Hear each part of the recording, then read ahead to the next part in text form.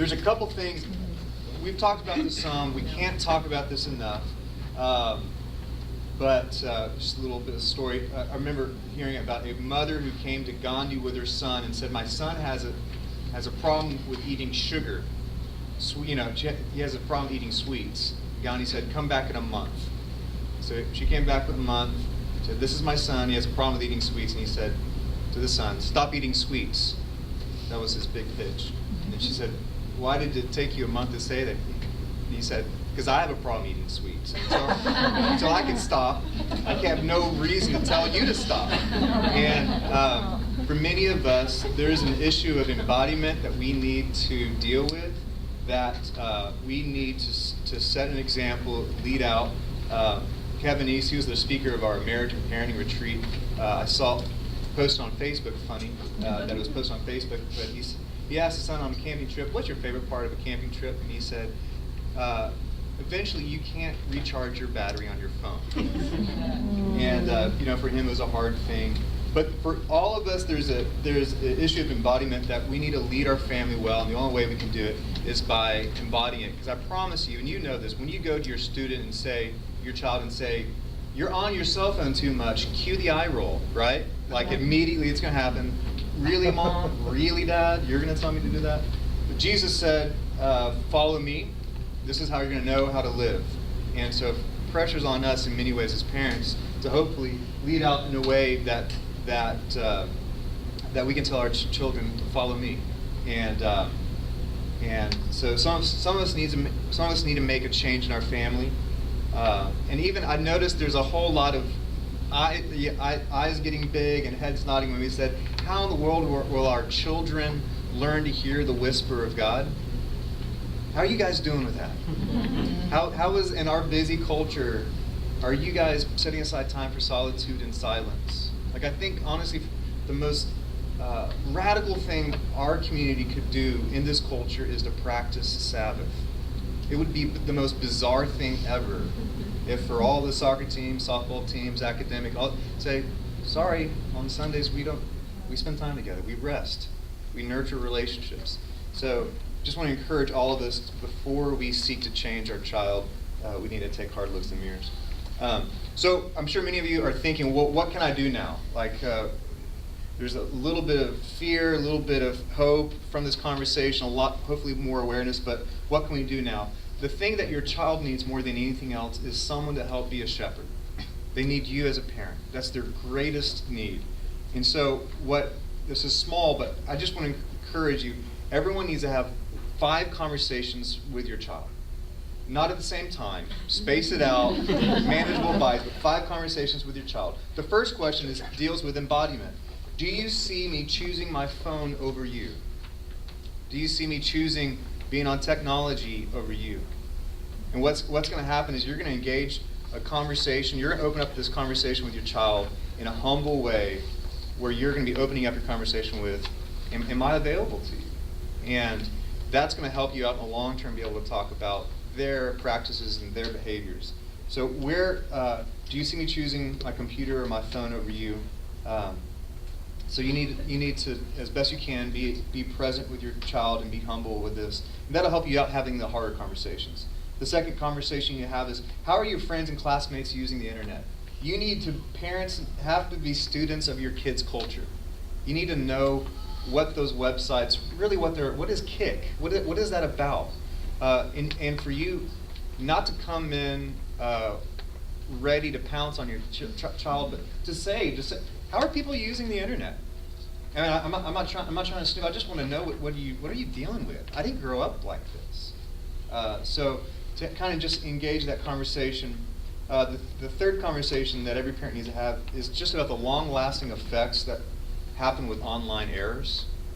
The phrase is, what happens on the internet stays on the internet. What happens on the internet will outlive your child. It will outlive them. And so just with the scenario that we played earlier, just think of the scenario. A senior in high school has a junior or sophomore girlfriend, and they send each other pictures.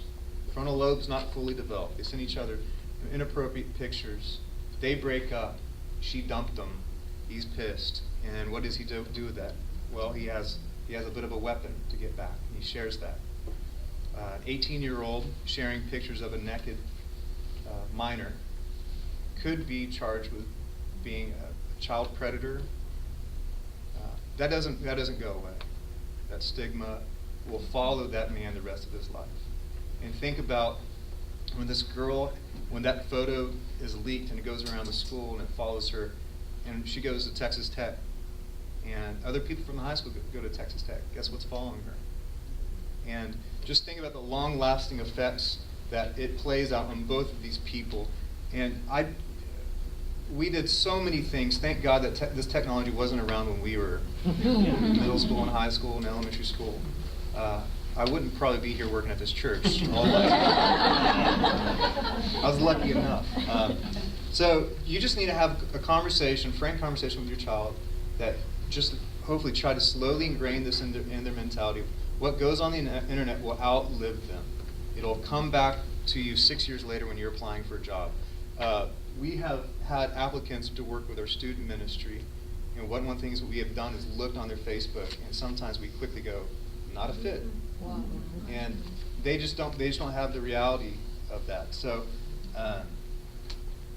that conversation needs to happen. The fourth conversation is, this is my personal opinion, other people might disagree, but don't use the internet to create relationships, use it to deepen existing ones. There are some, a lot of people believe in online communities and how there's an incredible opportunity for people to connect with one another through the internet. I don't think that should happen in middle school and high school. I think that can happen later on when people are more mature. But personally, for me, if I have a middle school and high school, I would say use the internet to deepen relationships. Don't use it to start new ones, because we all know more and more you think you're building a relationship with someone, and that person's not who they say they are.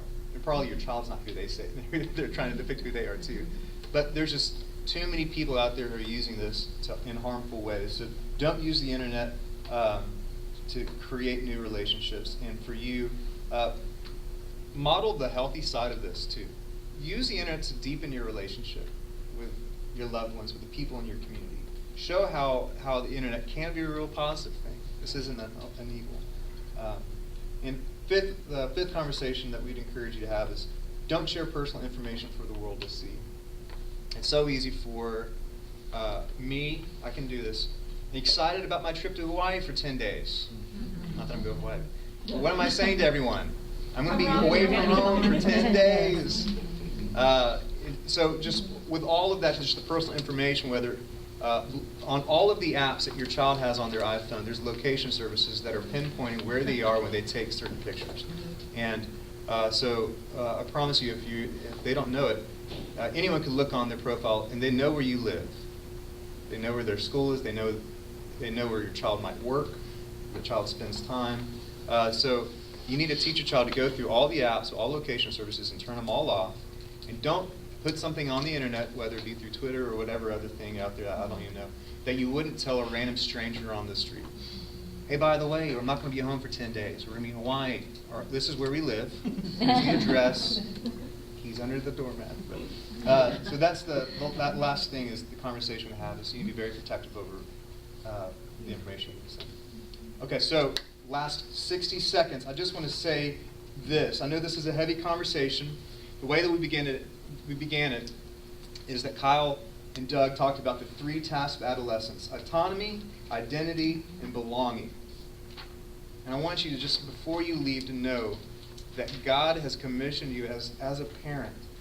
If that is the 3 needs that are deep within your child's heart, that God is wanting you to know that you uniquely have an opportunity to speak to their autonomy, who they are, and a great sense of belonging. Their worlds are going to change. The landscape of our adolescence change so dramatically, and you know those relationships are sometimes as thin as ice. And the sense of belonging and autonomy and identity can fall apart so easily.